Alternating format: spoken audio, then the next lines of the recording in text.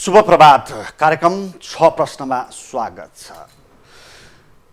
राष्ट्रिय जनता पार्टी नेपालले संघीय सरकार नेकपा नेतृत्वको संघीय सरकारलाई दिँदै आएको समर्थन फिर्ता लिएको छ। तर संयोग कैलाली जिल्ला अदालतले सांसद रेशम चौधरी सहित 11 जनालाई आजीवन जन्मकैदको फैसला गरे लगत्तै राजपाले यो निर्णय गरेको हो। राजपाको निर्णय र कैलाली जिल्ला अदालतको फैसला संयोग मात्र हो या त्यसकै एउटा कारणका रूपमा राजपाको यो निर्णय आएको? अब राजपा सहित को यो नेतृत्व कसरी अगाडि बढ्छ र टिकापुर काण्ड त्यो राजनीतिक थियो या आपराधिक जस्ता विषयहरूमा हामी केन्द्रित रहेर छलफलको प्रयास गर्नेछौँ र हामीसँग हुनुहुन्छ पत्रकार विश्लेषक मधेस मामिला जानकार डाक्टर राजेश आइराज। स्वागत छ यहाँलाई। धन्यवाद। नमस्कार। राजपाले संघीय सरकारलाई दिँदै आएको समर्थन 5 पटक ज्ञापन पत्रै बुझाएर दिएको घुर्कीको पनि लगभग 1.5-2 महिनापछि फिर्ता लियो। यो अप्रत्याशित हो या पूर्व नियोजित? र लक्ष्य प्रष्ट नभएको दल हो राजपा।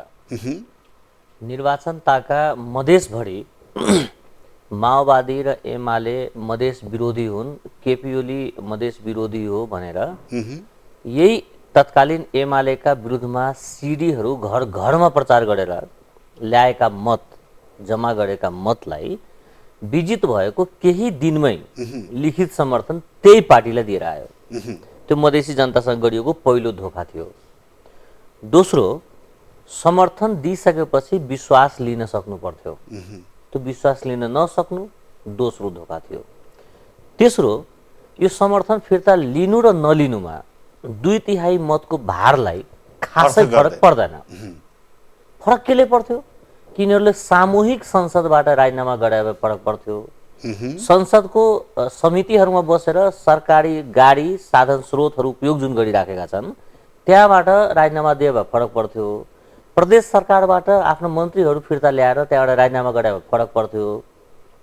जुन कुराले यिनीहरूको आय आर्जन भइराखेको छ, जुन कुराले राज्यको साधन स्रोत प्राप्ति भइराखेको छ, त्यो कुरा सबै निरन्तर छ। जुन कुरा राख्दा पनि फरक पर्दैन थियो, झिक्दा पनि फरक पर्दैन, त्यो कुरा फिर्ता लिएर राजपाले फेरि मधेसका जनतालाई भावनात्मक धोका दियो। अब हुन त तपाईले निर्वाचनको परिणामको अथवा प्रचारको सन्दर्भ पनि उठाइहाल्नु भयो। एमालेलाई मधेस विरोधी भनेर जसरी त्यो बेला ट्याग लगाइयो, आखिर त्यही दलका एउटा नेता त्यही एमालेकै सहयोगमा चुनाव जितेर आए। त्यतिखेरैदेखि घोषित अघोषित साँठगाँठ थियो भन्ने त देखिन्छ नि। नेताको नीति र नियति प्रष्ट हुनुपर्छ।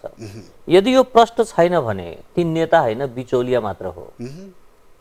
र राजपाले तपाईले अघि जसरी भन्नुभयो कि समर्थन कति पटकको ज्ञापन पछि फिर्ता लियो भनेर, मलाई चाहिँ के लाग्थ्यो भने रेशम चौधरीको घटनापछि राजपाले आफ्ना सबै सांसदलाई राजीनामा गराएर आफ्ना श्रीमती, छोराछोरी र ग्राहकहरूलाई जुन सांसद बनाएका छन् तिनीहरूबाट फिर्ता ल्याएर आफ्ना भाइ भतिजाहरूलाई जहाँ जहाँ समिति उपसमितिमा अध्यक्ष महाप्रबन्धकहरू बनाएका छन् तिनीहरूलाई फिर्ता बोलाएर आफ्ना जेठान अनि परिवारका अरू सदस्यलाई जुन पिए राखेर तलब खुवाइराखेका छ तिनीहरूबाट राजीनामा गराएर अब मधेस जानुपर्छ र मधेसका निमित्त अब काम थाल्नुपर्छ भनेर भन्छ जस्तो मलाई लागेको थियो।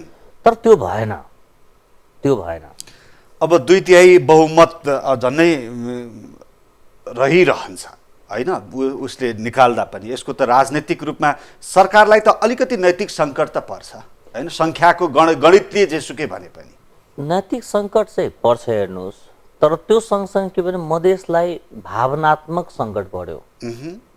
राजपाले मुद्दामा आधारित राजनीति गर्नु पर्थ्यो, भावनामा आधारित होइन।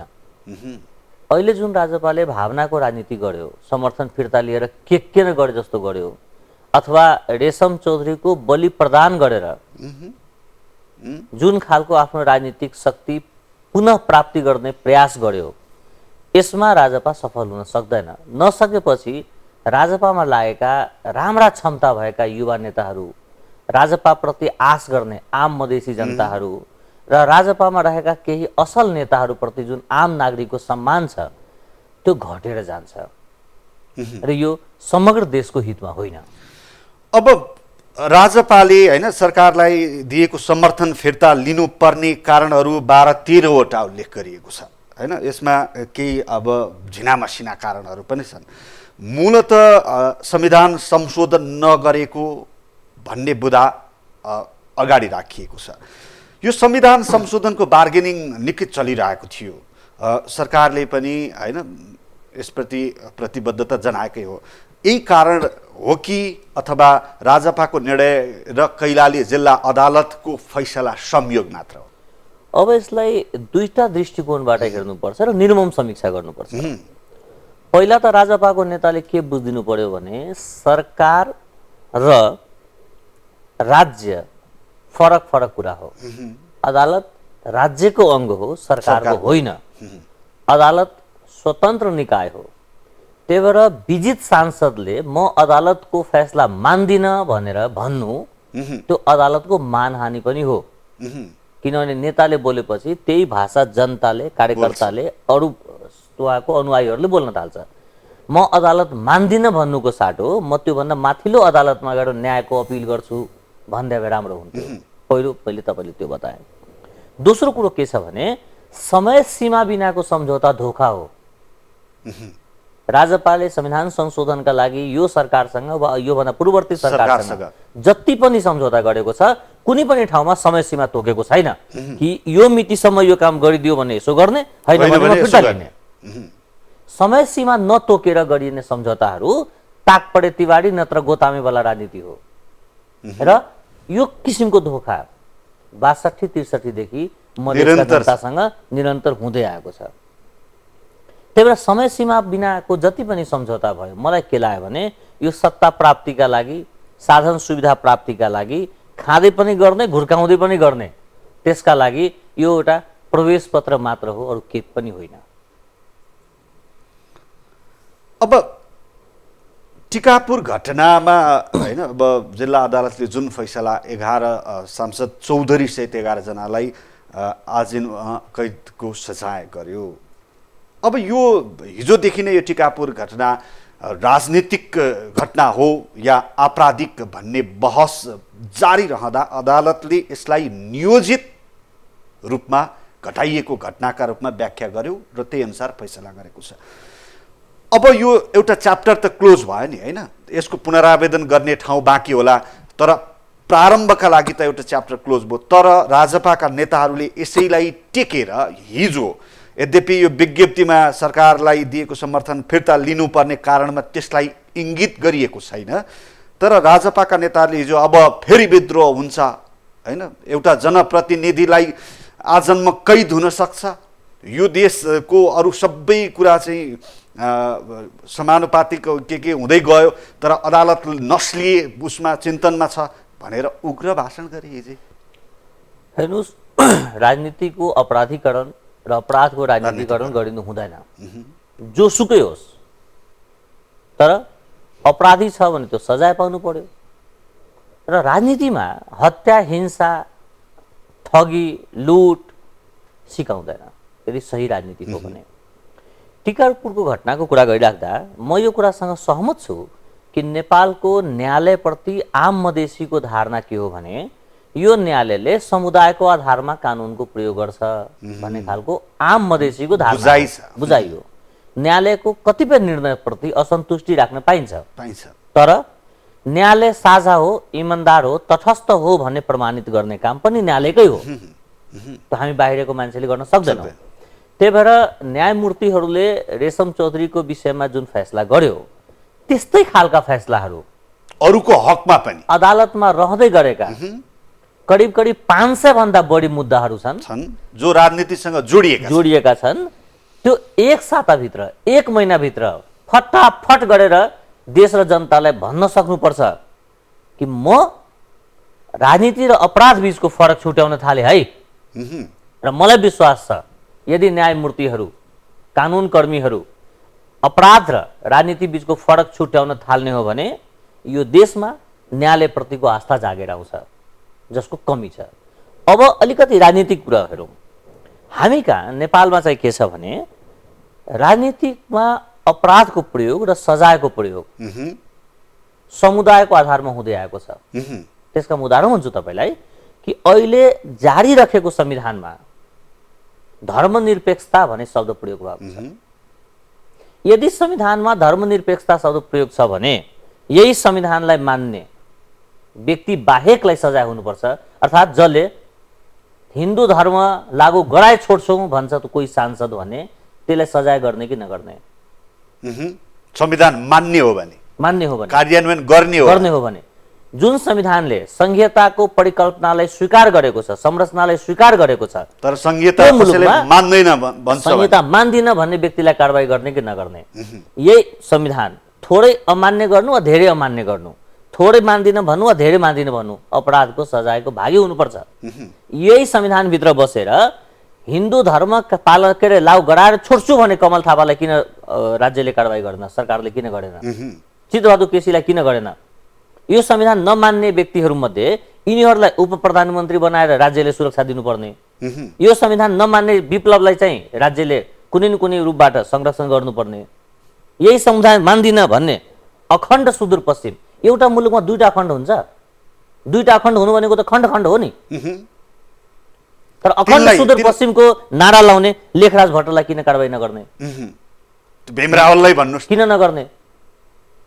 लिम्बुवान खुमुवान हुनुपर्छ भन्ने व्यक्तिहरूलाई किन कारबाही नगर्ने? सवाल छ, पीडा छ कि जुन अदालतले जयप्रकाश गुप्तालाई आम्दानीका जुन आधारहरू बनाएर सजाय गर्यो त्यही अदालतले बाँकीसँग त्यो व्यवहार किन लागू गरेन? सवाल छ। न्यायालयपछि प्रति प्रत्येक नागरिकको गुनासो छ हो हैन? कि न्यायालय खैर यो टिकापुर घटना आउँदैछु न्यायालय आइनाको रूपमा काम गर्नुपर्छ, लेन्सको रूपमा होइन। यो न्यायालय हरेक नेपालीको करबाट चलेको एक एक पैसाबाट तलब खाने न्यायाधीशहरू बसिरहेका छन् त्यहाँ। त्यो संरचनामा मधेसीको पनि अधिकार छ।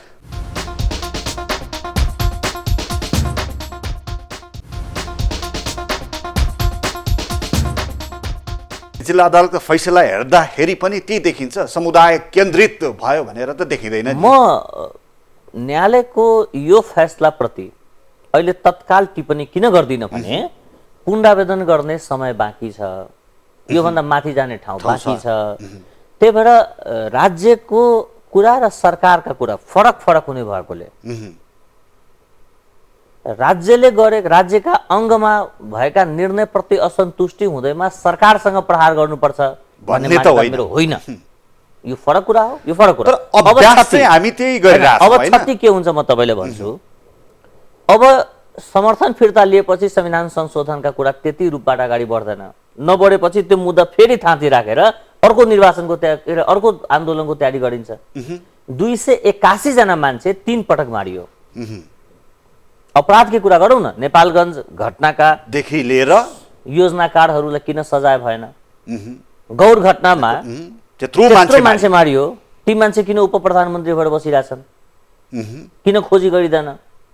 लाहान घटनाका के अरे मुख्य पात्रहरू कहाँ छन्? खुलेआम छन्।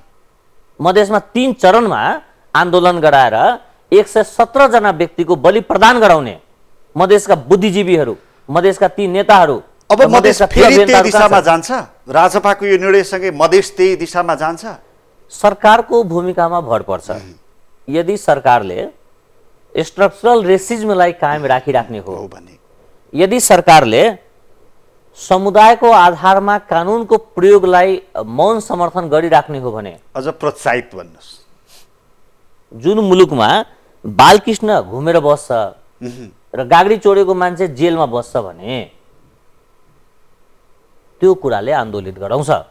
मधेससँग पूर्ण न्याय भएको छैन। मधेसका मान्छेले, मैले यसअघि पनि भने कि मधेसका आम मान्छेले आज कुन ठाउँमा पुगिसक्यो भने यो मुलुकमा कानुनको प्रयोग समुदायको आधारमा भयो।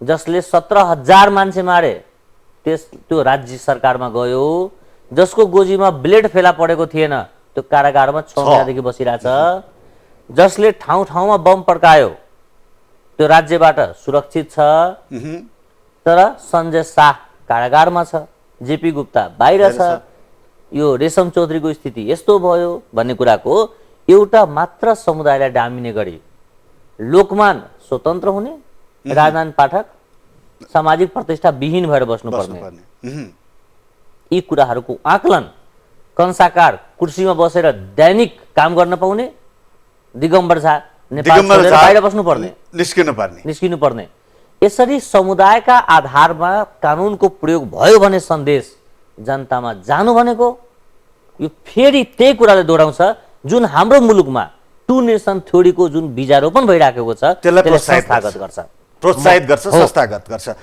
खैर अब राजपाले भनेकी जस्तो हैन रेशम चौधरीकै केसमा लिएर अर्को विद्रोह हुन्छ, मधेस विद्रोह हुन्छ, थरुहट विद्रोह हुन्छ भन्न अबको पृष्ठभूमिमा त्यति सजिलो छ?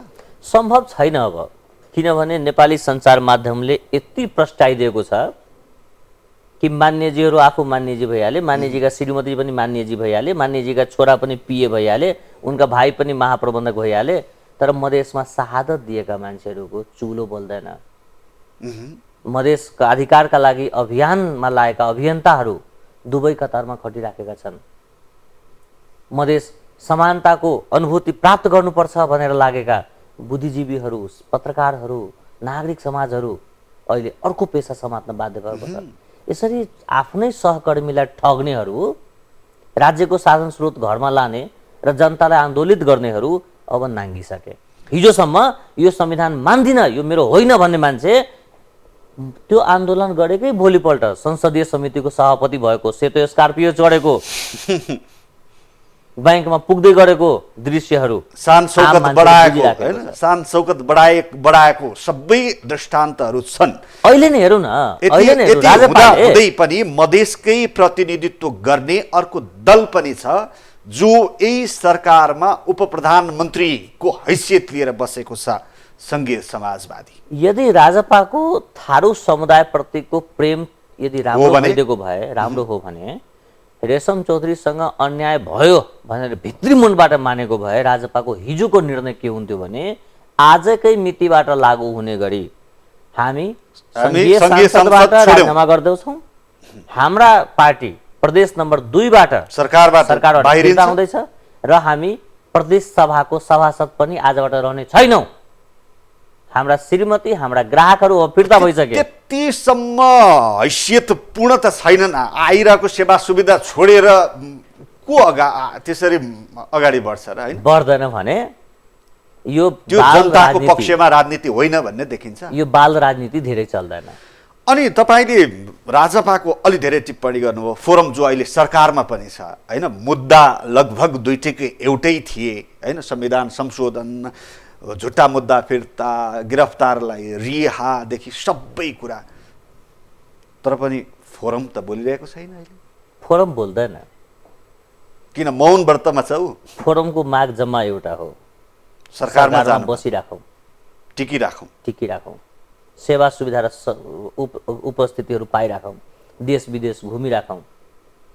फोरम विशुद्ध रूपमा मधेसमा जातीय राजनीतिमा अल्झेको छ। यादव र मुस्लिमलाई प्राथमिकतामा राखेर मधेसमा जातीय राजनीति कसरी बढाउने, मधेसको आम मान्छेलाई संघीयताप्रतिको घृणा कसरी बढाउने, मधेसमा यो क्षेत्रीय राजनीतिले, यो व्यवस्थाले देशलाई हित गर्दैन, त्यही भएर व्यवस्था परिवर्तनका लागि पूर्वाधार वा पूर्व अनुमान, पूर्व सोच कसरी तयार हुने, त्यतापट्टि फोरम लागेको देखिन्छ। अर्को पनि कुरा म यहाँलाई आग्रह गर्छु, यो जुन टिकापुरको घटना हो यसलाई मैले कानुनी आँखाले त यहाँलाई आग्रह गरेँ, सामुदायिक आँखाले पनि आग्रह गरेँ, तेस्रो आँखा पनि हेरौँ। तेस्रो आँखा तपाईँले इङ्गित गर्न खोज्नु भएको टिकापुर घटना कसैबाट उक्साएर गरिएको हो, घटाइएको हो भन्ने त आएको थियो, आएको होला। तर म अर्को कुरा भन्दैछु, अहिलेको सरकार जसले म 5 वर्ष टिकाएर मुलुकलाई केही दिन्छु, नेपाललाई अन्तर्राष्ट्रिय स्तरका स्वतन्त्र खेलाडी बनाउँछु, जो अहिले कानुन निर्माणमा लागेको छ, जो यसअघिको सरकारभन्दा अधिकांश मामलामा अहिलेका मन्त्रीहरू तुलनात्मक रूपमा सफा छन्, काम गर्न पाउनु नपाउनु अरू कामले पनि अर्थ राख्छ, तर व्यक्तिगत भ्रष्टीकरणमा त्यति धेरै मुद्दाहरू बाहिर आएको छैन। यो सरकार यदि टिक्यो भने यो मुलुकमा 25 वर्ष कम्युनिस्ट चलिरहन्छ। यो सरकारले 5 वर्षसम्म बस्न पाउने स्थिति छ। त्यही भएर यो सरकारलाई ड्यामेज गर्नको लागि के गर्नु पर्यो भने काङ्ग्रेसलाई रिसाएर बाहिर ल्याउनु पर्यो, राप्रपाहरूलाई यो सरकारका विरुद्धमा ओडालिनु पर्यो, सडकमा लैजानु पर्यो, मधेस केन्द्रित दललाई पनि सडकमा लैजानु पर्यो। यति धेरै आन्दोलन गराइदिनु पर्यो कि यो सरकार कि आफै छोडेर जाओस् कि यो पार्टी एक नरहोस्। यो सरकारलाई ध्वस्त गरेर, यो पार्टीलाई ध्वस्त गरेर यस अघिको अराजकताको जुन एउटा क्रम चलिराखेको छ त्यही क्रमलाई निरन्तरता दिन कोही कतिपय शक्तिहरू लाग्या हुन् कि भन्नेतर्फ पनि हामीले सोच्न जरुरी छ। हामी अन्तिममा छौँ। अब प्रदेश 2 कै सरकारको कुरा गरौँ जो नेकपाको समर्थन प्राप्त समेत हो। अब नेकपाले पनि सङ्घीय सरकारको रिस प्रदेश 2 मा फेर्न सक्छ? मलाई लाग्दैन, किनभने राजपाका 1-2 जना नेता बाहेक अधिकांश नेताहरू घर खर्चका लागि राजनीति गर्न अध्यक्ष भएको छन्। उनीहरूको वास्तविक औकात अहिलेको सरकारका प्रधानमन्त्री र अध्यक्षहरूलाई थाहा छ। त्यही भएर उनलाई थाहा छ कि यो घुर्की हो, राजनीति होइन भनेर। जनताले के गर्दैछस् भन्दाखेरि मैले लुगा चेन्ज गरेँ, मैले कपाल कोरेँ तिम्रो लागि, मैले आज कपालमा तेल लगाइदिएँ तिम्रो लागि भन्ने खालको राजनीति गर्नेहरूसँग यो सरकार डराउँदैन, किनभने यो सरकारलाई थाहा छ कि समर्थन लिँदैमा, फिर्ता गर्दैमा, यो घुर्काउँदैमा केही हुनेवाला छैन भनेर। किनभने यिनीहरू व्यक्तिगत आम्दानी छोड्दैन, व्यक्तिगत लाभ छोड्दैन, तर घुर्क्याउनु पनि छोड्दैन र घुर्काइरहन्छ। यसअघि पनि खाँदै पनि गर्ने, घुर्काउँदै पनि गर्ने भन्ने यिनीहरूको ट्र्याक रेकर्ड हो। त्यही भएर सरकार चाहिँ यिनीसँग कुनै पनि रूपबाट विचलित हुँदैन जस्तो लाग्छ मलाई। सरकारले गर्नुपर्ने केही छैन त्यसको अर्थ? अन्तिममा अति संक्षिप्त सरकारले गर्नुपर्छ। पहिलो कुरा के गर्नुपर्छ भने आम मधेसीमा जुन खालको धारणा भएको छ कि समुदायको आधारमा कानुनको प्रयोग भयो त्यो निस्तेज गर्नुपर्छ। कुनै समुदायका मान्छेहरू उनले उन्मुक्ति पाउने संविधान नमान्दै कुनै समुदायको मान्छे दण्डित हुनुपर्ने संविधान नमानेको कारण त्यसबाट त्यो अन्त्य हुनुपर्छ। यो देश सबैको हो।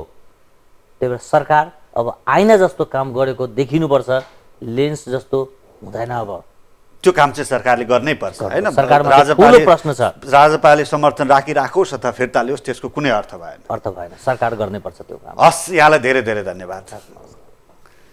दर्शकहरू, कार्यक्रम 6 प्रश्नमा हामीले राष्ट्रिय जनता पार्टी नेपालले सङ्घीय सरकारलाई दिएको समर्थन फिर्ता लिएपछिको अवस्थाका बारेमा पत्रकार विश्लेषक मधेस मामिला जानकार डाक्टर राजेश अहिराजसँग कुराकानी गऱ्यौँ।